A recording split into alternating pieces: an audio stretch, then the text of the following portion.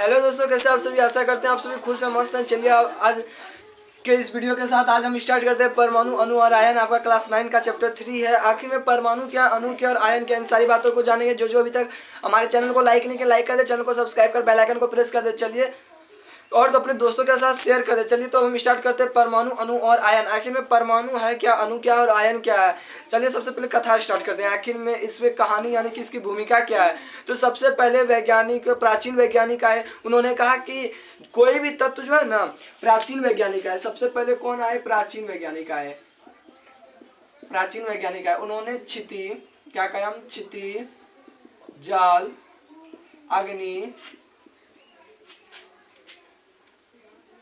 अग्नि, वायु और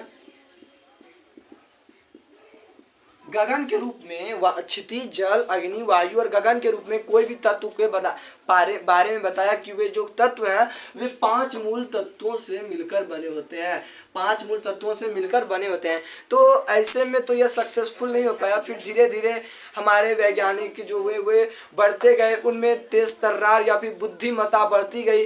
तो उन लोगों के बाद हमारे भारतीय वैज्ञानिक कनाद साहब आए। भारतीय वैज्ञानिक कौन आए, कनाद। इन्होंने कहा पदार्थ जो है ना वे बहुत ही सूक्ष्म कणों के बने होते हैं। क्या कहा इन्होंने, पदार्थ जो है, कोई भी पदार्थ जो है वे सूक्ष्म कणों के बने होते हैं, सूक्ष्म कणों के बने होते हैं। और इन्हें टुकड़ा टुकड़ा नहीं किया जा सकता। और इनको इन्होंने बताया कि इसका नाम होता है परमाणुस। इसको कहा परमाणुस। इनको भारतीय वैज्ञानिक कनाद। भारतीय वैज्ञानिक कौन थे, कनाद कहाँ के वैज्ञानिक थे, तो भारतीय वैज्ञानिक थे। इन्होंने पदार्थ के सूक्ष्म कणों को परमाणुस कहा। आखिर में परमाणुस जो थे, पहले संस्कृत भाषा प्रचलित थे, तो संस्कृत भाषा में ही इन्होंने परमाणुस कहा। परमाणुस, परम का अर्थ होता है अंतिम। परम का अर्थ क्या होता है, अंतिम। और अनुष का अर्थ होता है कण। यानी कि इन्होंने अंतिम कण को क्या कहा, परमाणुस कहा। इन्होंने अंतिम कण को क्या कहा, परमाणुस कहा। उसके बाद धीरे धीरे इनका भी समय गया। फिर आए डेमोक्रिट्स और लूसिफस। डेमोक्रिट्स और लूसिफस। फिर आए डेमोक्रिट्स और लूसिफर। इन्होंने जो है ग्रीक भाषा में परमाणु को क्या कहा, इन्होंने ग्रीक भाषा में परमाणु को कहा एटम, ATOM। एटम का मतलब होता है हिंदी में अविभाज्य। तो इन सब जानकारी के बाद तत्व के अंतिम कणों को सभी लोगों ने मिलकर क्या कहा, परमाणु कहा। ये भारतीय वैज्ञानिक ने कहे थे परमाणु, हिंदी नाम हो गया। और आपका इंग्लिश नाम में हो जाता है आपका एटम, ATOM। एटम का मतलब होता है अविभाज्य, यानी कि इसको विभाज्य नहीं किया जा सकता। और भारतीय शब्द में इसका अर्थ क्या हुआ, परम अणु, यानी कि छोटा से छोटा और अंतिम से अंतिम कण। तो फिर धीरे धीरे बुद्धिमत्ता बढ़ते गई। और फिर इन लोगों के कहने और सुनने के फलस्वरूप अब आया रासायनिक संयोग के नियम। वैज्ञानिक जो कि आधुनिक वैज्ञानिक थे, उन्होंने रासायनिक संयोग के नियम दिए।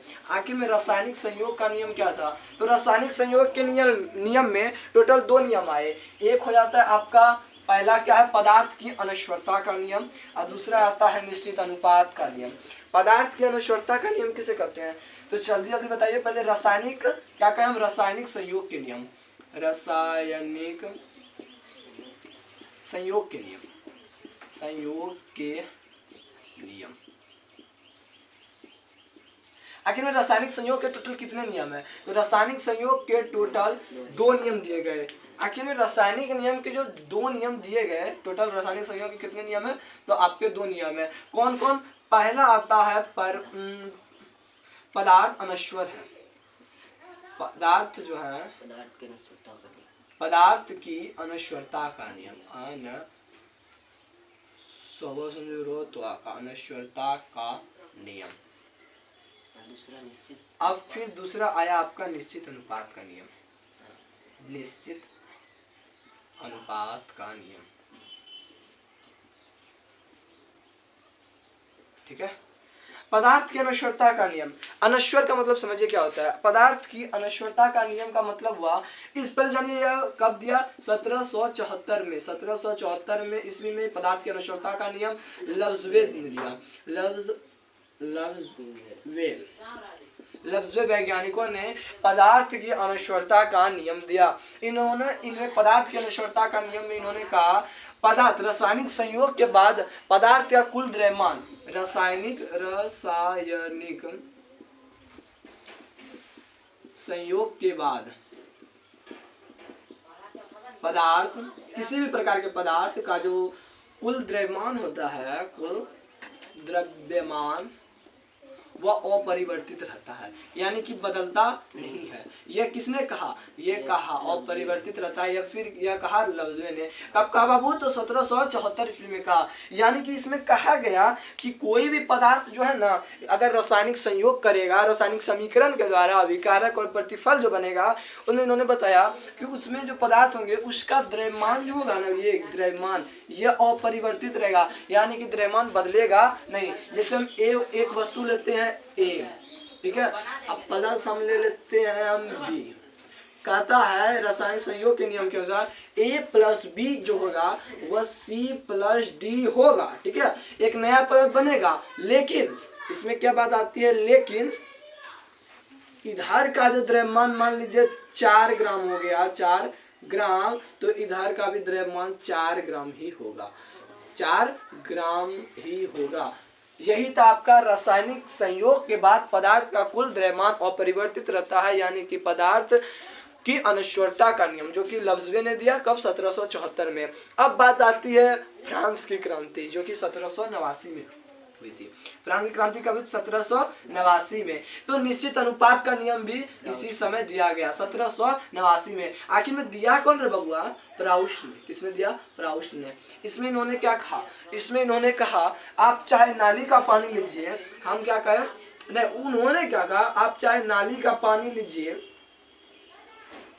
या समुद्र का पानी लीजिए, समुद्र का पानी लीजिए, या फिर आप ले सकते हैं कौन सा पानी, या फिर आप लीजिए चापाकल का पानी, चापाकल का पानी, ठीक है।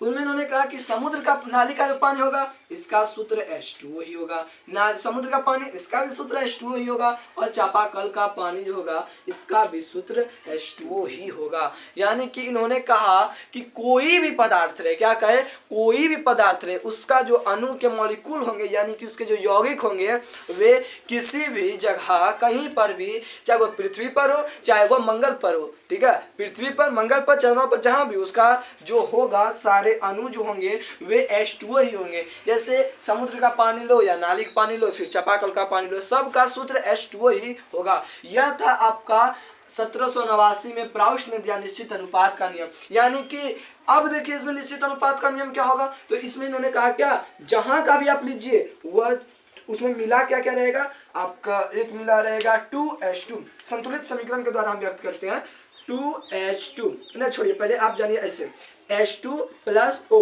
तो आप क्या जानते हैं, H2O।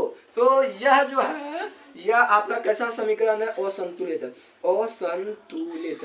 तो इसको संतुलित करना है, तो इसमें देखिए H2 दो गो था, ऑक्सीजन एगो, H2 दो गो, ऑक्सीजन एगो। तो यह तो हुआ बात कि निश्चित अनुपात का नियम, अनुपात निश्चित है। अब यहाँ पर लग जाता है कि आपका यहाँ पर लग जाएगा 2H2 और यहाँ लग जाएगा O2, और यहाँ पर भी आप लगा दीजिए मात्र 2। तो देखिए आपका 2 दूनी 4, यानी कि हाइड्रोजन कितना हो गया, हाइड्रोजन 4 हो गया। यहाँ पर देखिए 2 दूनी 4, यानी कि हाइड्रोजन कितना हो गया, 4 हो गया। इधर देखिए O2 यानी कि ऑक्सीजन क्या है, 2 है, और यहाँ पे देखिए ये जो 2 लगा है इसके अंदर ही है, मतलब ऑक्सीजन जो है यह भी 2 ही है। तो वही इन्होंने कहा संतुलित और असंतुलित समीकरण के द्वारा। अब देखिए यहाँ पर संतुलित समीकरण क्या हो गया, संतुलित हो गया। जब यह सब कुछ कर दिए काम, तो अब समीकरण क्या हो गया, संतुलित हो गया। तो इन्होंने कहा कि निश्चित अनुपात का नियम, यानी कि कहीं पर भी किसी भी जगह जो भी पदार्थ होंगे वे निश्चित अनुपात में रहेंगे, उनके जो यौगिक होंगे वे भी निश्चित ही क्या होंगे, होंगे। तो वही दिया प्राउस्ट ने 1789 में।